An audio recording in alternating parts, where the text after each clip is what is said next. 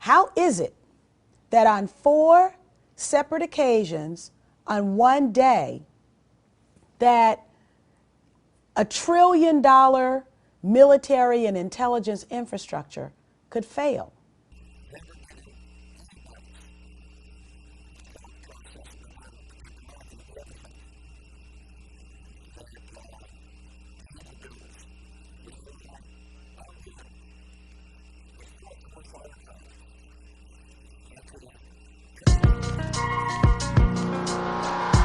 I don't think anybody could have predicted that these people would take an airplane and slam it into the World Trade Center, take another one and slam it into the Pentagon.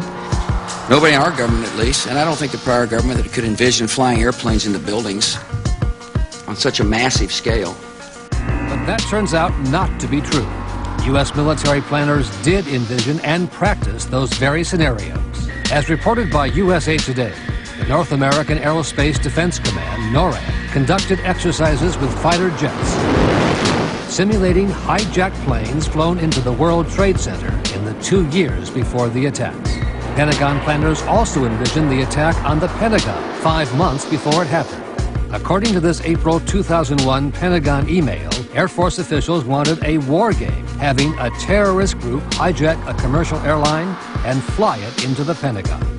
The idea was to check response times to launch fighter jets, but according to the Pentagon email, the plan was ultimately rejected by senior Pentagon officials as too unrealistic.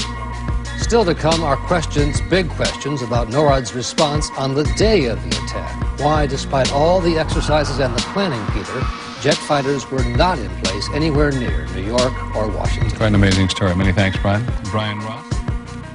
One drill, called Amalgam Virgo, was conducted on June 1st and 2nd, 2001, and simulated successful terrorist attacks. Its purpose was to focus on unconventional threats, including an airborne hijacking. One plan would simulate the hijacking of a commercial airliner, which would be crashed into the Capitol. The second part of the exercise, which was planned but not executed before 9/11, involved 2 planes with actual pilots on the flight deck. FBI agents would hijack the planes and divert them to secure locations. And on its cover, Osama bin Laden. In fact, multiple war games were underway on 9/11 itself. The question was, we had 4 war games going on September 11th, and the question that I tried to pose before the Secretary had to go to lunch was whether or not the activities of the 4 war games going on September 11th actually impaired our ability to respond to the attacks. The answer to the question is no, did not impair our response. In fact, General Eberhart, who was then the commander of North American Aerospace Defense Command, as he testified in front of the 9/11 Commission, I believe he told them that it enhanced our ability to respond. There were 2 CPXs. There was 1 Department of Justice exercise that didn't have anything to do with the other 3, and there was an actual operation ongoing because there was some Russian bomber activity up near Alaska. So, did the war games ultimately help or hinder our response?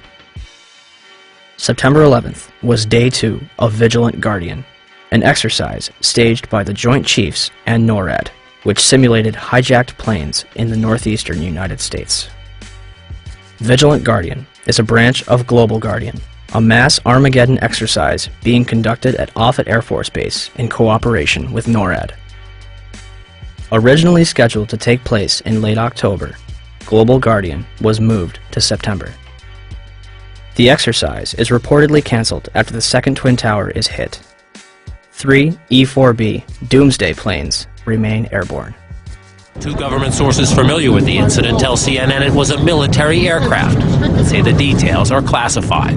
This comparison of the CNN video and an official Air Force photo suggests the mystery plane is among the military's most sensitive aircraft, an Air Force E-4B. The E-4B is a state-of-the-art flying command post, built and equipped for one reason: to keep the government running no matter what, even in the event of a nuclear war. asked the Pentagon, and it insists this is not a military aircraft, and there is no mention of it in the official report of the 9/11 Commission. The Pentagon, the Secret Service, and the FAA all say they, at least for public consumption, had no explanation of the giant plane over the president's house, just as the smoke began to rise across the river at the Pentagon. Barksdale Air Force Base also participated in Global Guardian. Instead of returning directly to Washington, D.C., President Bush would fly to both Barksdale and Offutt Air Force Base before returning to the White House. Another drill, Northern Vigilance, moved fighter jets to Canada and Alaska to monitor a fleet of Russian MiGs on a training mission. Northern Vigilance also placed inputs onto military radar screens. Also referred to as phantoms, inputs are simulated errant aircraft, which appear real to those participating in the exercise. We fought many phantoms that day. 3 F-16s from Andrews Air Force Base, located 15 miles from the Pentagon, are flown 180 nautical miles away for a training mission in North Carolina. Fort Belvoir, an Army base 10 miles south of the Pentagon, intended to test security in case of a terrorist attack.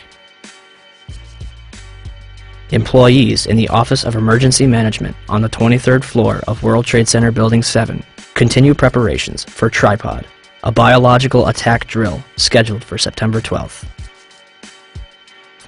Finally, the National Reconnaissance Office in Virginia begins a drill at 8:45, conducted by a team from the CIA, in which a plane crashes into their building. Also, a number of war games were being conducted that have yet to be fully disclosed. Ask about the war games that were planned for 9/11. Commissioner Gorelick. Could you please be quiet? We have only a few minutes with General Myers. I'd like to ask a question. General Myers, I'm sorry. I would ask, please, people in the audience to be quiet if you want to stay here. Submitted some. Sir, statement. This commission has not answered my questions. I'm walking out. It's a farce. I will. Thank you. So let me get this straight.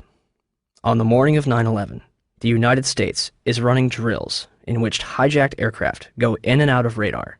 Fighter jets are flown out of the United States, and planes are crashed into buildings. What a coincidence. And in terms of what motivated me to bring all the aircraft down, as you see one thing happen, that's an accident. When you see two of the same thing occur, it's a pattern. But when you see three of the same thing occur, it's a program. And so at that point, I decided to bring all the aircraft down. And so, at 9:45, all airborne planes were forced to land. This order applied to all civilian aircraft. Certain military planes were allowed to remain airborne. By 12:16 that afternoon, the FAA managed to ground over 4,000 planes without incident. During the time that the airplane coming in to the Pentagon, there was a young man who would come in and say to the Vice President, the plane is 50 miles out, the plane is 30 miles out. And when it got down to the plane is 10 miles out, the young man also said to the Vice President, do the orders still stand? And the Vice President turned and whipped his neck around and said, of course the orders still stand. Have you heard anything to the contrary? Why, when Vice President Dick Cheney was aware of an incoming aircraft up to 50 miles away, were employees allowed to remain in the building? Had a single alarm gone off inside the Pentagon, 125 people would be alive today, and hundreds more would not be suffering. And when it got down to the plane is 10 miles out, the young man also said to the Vice President, do the orders still stand? And the Vice President turned and whipped his neck around and said, of course the orders still stand. Have you heard anything to the contrary? Norman Minetta's testimony would be completely unreported by the 9/11 Commission. It would also be censored from the online archives of Commission hearings. A spokesperson from the National Archive claimed that it was a technical snafu. The 9/11 Commission will later conclude that Vice President Dick Cheney did not reach the bunker until 9:58. My main concern is that in your testimony, you stated that Vice President Dick Cheney came into the POEC office at 9:20 when you arrived, and he was already there. He's gone in front of Meet the Press, and he said that he was there at 9:38. They did that because they'd received a report that an airplane was headed for the White House. This is Flight 77, which had left Dulles. Flight 77. It left Dulles. As best we can tell, they came initially at the White House. The plane actually circled the White House? Didn't circle it, but was headed on a track into it. Tracking it by radar. And when it entered the danger zone and looked like it was headed for the White House was when they grabbed me and evacuated me to the basement. The plane obviously didn't hit the White House, turned away and we think flew a circle and came back in and then hit the Pentagon. Yeah, the 9/11 Commission report puts him there at 9:58 that morning. 9:58? Yeah, I don't know if you got a chance to read it, but it puts him half an hour later. So I don't mean to ask a rhetorical question, but to the best of your recollection, was Vice President Dick Cheney already there at 9:20? The flight you're referring to is the flight that came into the Pentagon. This was before Flight 77. Before American Airlines went into the Pentagon. Yeah.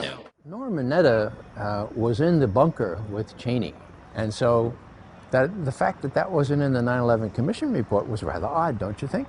Yeah. Who was that young man? Did anybody ask who that young man was? How could Dick Cheney, or anyone in the administration, especially after an aide warned him a plane was 50 miles out and 2 planes had already struck the World Trade Center, allow the Pentagon to be struck?